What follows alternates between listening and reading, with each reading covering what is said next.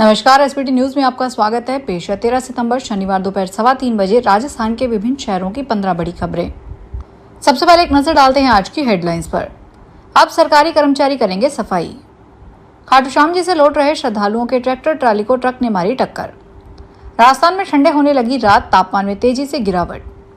नागौर में तस्कर को पकड़े आई पुलिस पर हमला।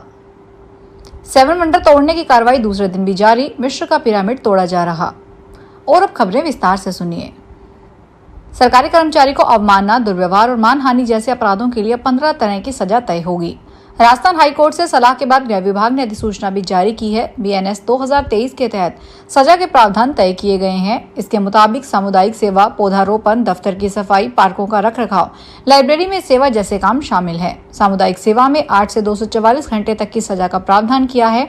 अधिसूचना जारी होने के साथ ही ये तत्काल प्रभाव से लागू भी हो गई है। राजस्थान के धौलपुर में शनिवार सुबह एक दर्दनाक सड़क हादसा हुआ। NH 123 पर खाटू श्याम जी के दर्शन कर लौट रहे श्रद्धालुओं से भरी ट्रैक्टर ट्राली को पीछे से आ रहे एक तेज रफ्तार ट्रक ने टक्कर मार दी। इस हादसे में एक व्यक्ति की मौके पर मौत हो गई, जबकि करीब 1.5 दर्जन लोग घायल हो गए। घायलों में महिलाएं और बच्चे भी शामिल हैं। यह हादसा सेपऊ बाईपास स्थित कदमखंडी हनुमान मंदिर के पास हुआ। हादसे के बाद मौके पर चीख पुकार मच गई। स्थानीय पुलिस ने तुरंत मौके पर पहुंचकर घायलों को सेपऊ के सामुदायिक स्वास्थ्य केंद्र पहुंचाया। राजस्थान में बारिश का दौर थमने के बाद अब रात में ठंडक बढ़ने लगी है। उदयपुर, सिरोही, प्रतापगढ़, पाली समेत कई शहरों में रात का न्यूनतम तापमान 23 डिग्री सेल्सियस से नीचे दर्ज हो रहा है। सबसे ज्यादा ठंडी रात इन दिनों सिरोही जिले में हो रही है। कुछ शहरों में दिन के तापमान में हल्की बढ़ोतरी हो सकती है। 17 सितंबर से राज्य में कमजोर सिस्टम के जाने से दक्षिण और दक्षिणी पूर्वी जिलों में हल्की बारिश का दौर शुरू हो सकता है। नागौर जिले के काटिया गांव में एनडीपीसी एक्ट के आरोपी को पकड़ने आई सूरतगढ़ पुलिस के साथ आरोपी सहित उसके परिजनों ने मारपीट की। घटना के दौरान आरोपी पुलिस से छुड़ाकर भाग गया। इस दौरान सीआई सहित 2 कांस्टेबल को चोटें आई है। सीआई की रिपोर्ट पर खींवसर पुलिस थाने में राजकारण में बाधा एवं मारपीट का मामला दर्ज किया गया है। खींवसर पुलिस ने महिला आरोपियों को गिरफ्तार किया है। अजमेर के आनासागर वेटलैंड एरिया में बने 7 वंडर्स को तोड़ने की कार्रवाई सुप्रीम कोर्ट के आदेश के बाद दूसरे दिन भी जारी है। पहले दिन रोम के कॉलिजियम को पूरी तरह ध्वस्त किया गया। एफिल टावर को काटकर 3 भागों में किया गया। क्राइस्ट द रिडीमर की प्रतिमा को सुरक्षित उतारा गया। वहीं आज मिस्र के पिरामिड को तोड़ना शुरू कर दिया गया है। ताजमहल में पीसा की झुकी हुई मीनार को आज तोड़ा जाएगा। राजस्थान हाईकोर्ट ने सवाई मानसिंह स्टेडियम में बैडमिंटन इंडोर कोर्ट के रखरखाव और संचालन के लिए जारी ई-टेंडर पर अंतरिम रोक लगा दी है। साथ ही हाईकोर्ट ने मामले में राज्य सरकार और खेल परिषद को नोटिस जारी कर जवाब मांगा है। यह आदेश जस्टिस अनूप कुमार ढंड की एकल पीठ ने दिया। सवाई मानसिंह स्टेडियम में बैडमिंटन इंडोर कोर्ट के रखरखाव के लिए 18 अगस्त को ई-टेंडर जारी किया गया था। इससे इसमें भारी भरकम फीस वसूली के चलते खिलाड़ियों ने अदालत का दरवाजा खटखटाया और कोर्ट ने राहत दी। राजस्थान माध्यमिक शिक्षा बोर्ड ने 2026 की बोर्ड परीक्षाओं के लिए आवेदन की तिथि में बदलाव किया है। नई विज्ञप्ति के अनुसार नियमित परीक्षार्थी अब 16 सितंबर 2025 तक ऑनलाइन आवेदन कर सकते हैं।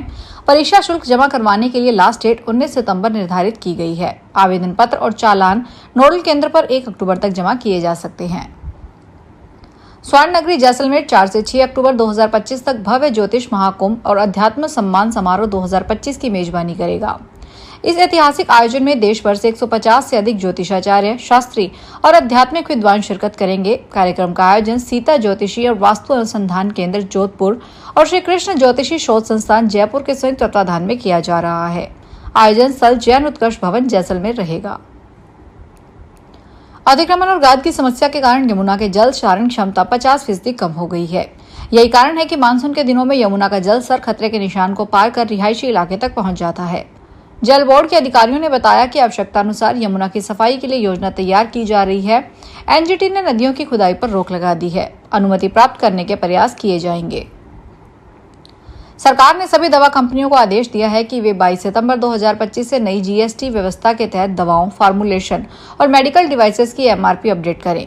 नेशनल फार्मास्यूटिकल प्राइसिंग अथॉरिटी ने कहा कि जीएसटी दरों में की गई कटौती का सीधा फायदा मरीजों और ग्राहकों तक पहुंचेगा।